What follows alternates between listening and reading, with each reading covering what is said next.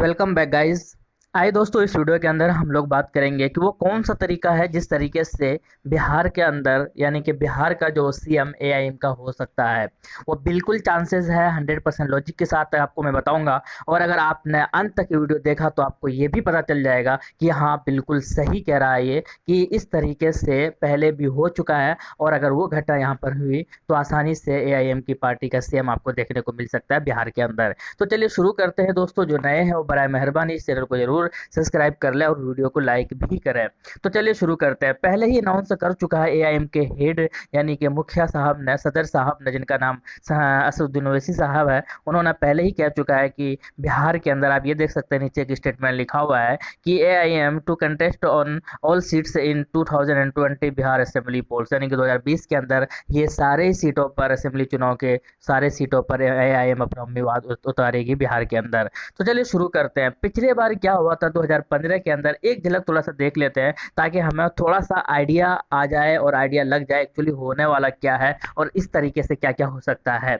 BJP ने 53 सीटों पर जीत हासिल की थी। 2015 की बात करते हैं, ये अलग चुनाव लड़ा था, यानी कि जदयू और महागठबंधन के अंदर ये शामिल नहीं था। इसके बाद अगर बात की जाए तो आरजेडी और जदयू यहाँ पर एक साथ मैदान के अंदर आए थे 2015 के अंदर, जिसमें से अगर इंडिविजुअल बात की जाए तो नीतीश की पार्टी ने 71 सीटें, जबकि आरजेडी ने सबसे ज्यादा 80 सीटों पर जीत हासिल की थी 2015 में, जबकि कांग्रेस ने 27 सीटों पर जीत हासिल की थी। और कुछ क्षेत्रीय पार्टी है, लोकल पार्टी, जैसे कि एलजेपी, उन्होंने 2, हम्स ने 1, आरएलएसपी ने 2, इंडिपेंडेंट ने 4 और अदर्स ने 3। इस तरह से कुल वहां पर सीटों का जो ये है वह इसी तरह से वहां पर जीत हासिल हुई थी और इस तरह से रिजल्ट रहा था 2015 की बात है। लेकिन इस बार की बात करते हैं, 2020 के अंदर चुनाव का पहले कार्यक्रम कब है वो देख लेते हैं।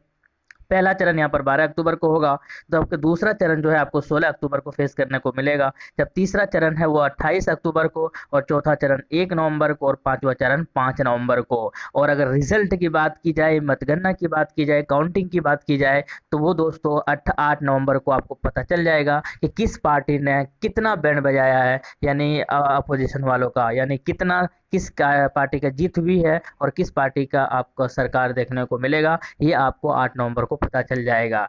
लेकिन बात करते हैं कि अगर इस तरह से हुआ, जो कि है एग्जिट पोल भी कुछ इस तरह के संभावना होने का बिल्कुल चांसेस है।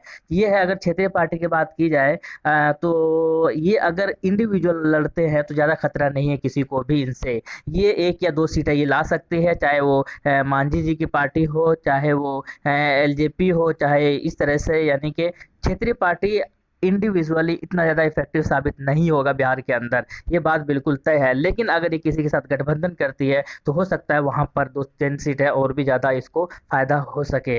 लेकिन बात करते हैं बड़ी पार्टियों का। बड़ी पार्टी की जैसे कि बीजेपी और जदयू ये एक साथ मिलकर चुनाव लड़ेगी बिहार के अंदर, ये बातें बिल्कुल कंफर्म है। और ये है कि कहा जा रहा है कि ये मैक्सिमम ये दोनों मिलकर कितना भी अच्छा हो, ये 90 के आसपास ही ज्यादा जा सकता है, इससे ज्यादा सीटें जीत नहीं सकती है। बल्कि ये भी कहा जा रहा है कि 60 सीट भी अगर ले आए दोनों मिलकर तो बहुत बड़ी बात होगी। बिहार की जनता इनसे तंग आ चुकी है, क्योंकि फिर वही घुमा फिरा कर 15 सालों से कुछ ज्यादा कुछ हो नहीं रहा है, सिर्फ इन्हें तसल्ली ही दिया जा रहा है, सिर्फ इनसे वादे किए जा रहे हैं। एग्जीक्यूशन की बात की जाए, अमल की बात की जाए तो बहुत कम कर रही है। तो इसलिए ये कहा जा रहा है कि बीजेपी और जदयू जो है वो दोनों मिलाकर अगर 90 सीटें ले भी आती है मैक्सिमम, तो भी कोई बात नहीं है। जबकि कांग्रेस और आरजेडी, ये महागठबंधन की अगर बात की जाए तो ये कहा जा रहा है कि 100 सीटों के अगर आसपास ले आती है, 100, 110, 105, इतना अगर ले आती है, और उसके अलावा एआईएम 30 से 40 सीटें ला सकती है, तो वो 30-60 बिल्कुल, मैं ये भी बता दूंगा कि 20 से 25 सीट जो है इनके हाथ में बिल्कुल चांसेस है, बिल्कुल फेवर भी कर रहा है।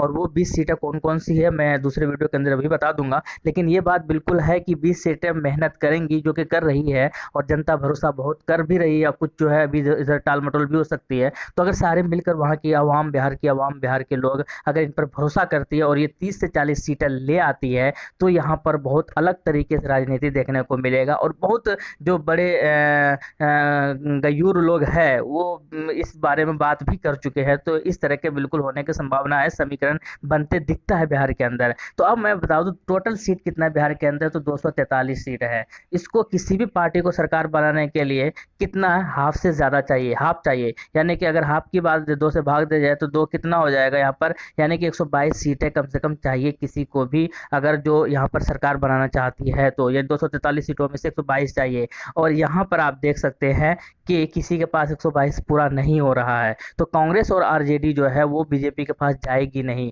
ना जदयू के पास जाएगी, ना वो बीजेपी के पास जाएगी, क्योंकि जदयू ने पहले धोखा दे चुका है इस बार, क्योंकि सीएम जो था वो इनका था। और इसके बाद जो है बीजेपी के पास तो पहले से भी नहीं जा सकती है। तो लेकिन बात करते हैं तो ये जाएगी किसके पास, तो ये जाएगी क्योंकि क्षेत्रीय पार्टी इतना ज़्यादा इफेक्टिव है नहीं कि वो कोई भी पार्टी 30-40 सीट ले आए। अगर कोई पार्टी 30 से 40 सीट ला सकती है वो है एमआईएम बिहार के अंदर, क्योंकि इन्होंने साबित भी कर चुका है कि इनके कितने ज़्यादा मुरीद और फैन बन चुके हैं, खास करके सीमांचल के अंदर। अगर ये 30 से 40 सीटें ले आती है तो ये जो आरजेडी और कांग्रेस जो है ये इसके पास जाएगी। और अगर ये शर्त रख दे कि नहीं, अगर हमारा सीएम होगा तभी हम आपके साथ आपको समर्थन देंगे या आपके साथ गठबंधन करेंगे, अगर ये कहता है तो मजबूरन इनको मानना होगा तभी, क्योंकि अकेले तो कुछ नहीं होगा, क्योंकि अगर 122 से कम सीट लाते हैं तो अकेले कुछ नहीं होगा, उसको किसी न किसी के साथ तो मिलना ही पड़ेगा। तो अगर एमआईएम के साथ मिलता है, जो कि ऐसा होता है, तो एमआईएम के साथ अगर मिलता है तो एमआईएम की आपको वहाँ का सीएम देखने को मिलेगा। अब आप बोलोगे कि ये एकदम हवा में बातें कर रहे हैं, तो नहीं,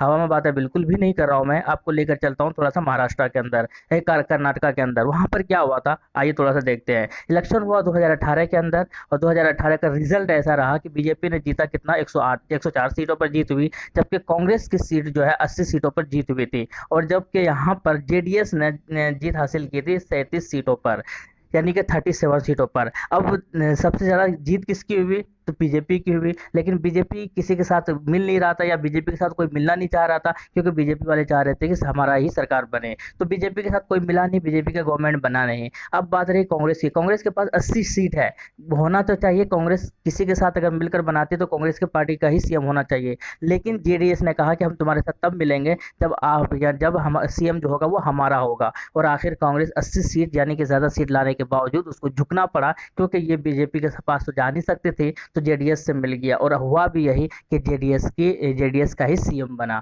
और उसके बाद ये, हालांकि अभी 19 के अंदर चुनाव हुआ, फिर बाई इलेक्शन में बहुत कुछ हेरा फेरी हो गया, लेकिन इस तरीके से वहाँ पर जो सीएम बना था वो सीएम जेडीएस का था। और ये साबित करता है कि कम सीट लाने के बावजूद अगर सिचुएशन ऐसा क्रिएट होता है, समीकरण ऐसा बनता है, तो आपके कम सीट वाले का भी सीएम देखने को मिल सकता है, जो कि कर्नाटका के अंदर आपको देखने को मिला था। तो इस तरह से एमआईएम का भी सीएम आपको देखने को मिल सकता है बिहार के अंदर, अगर सिचुएशन कुछ इस तरह से होता है तो। और हो भी सकता है, इस बार चांसेस भी है, अगर 30 से 40 सीटें ले आती है एआईएम तो ये कुल मिलाकर आपका क्या कहना है, कमेंट सेक्शन में जरूर बताइएगा। क्या आप देखना चाहते हैं ये भी बताइएगा कि एम का सीएम आपको पसंद है, आप उनको देखना चाहते हैं, कमेंट सेक्शन में जरूर बताइएगा। वीडियो को लाइक कीजिएगा। शुक्रिया।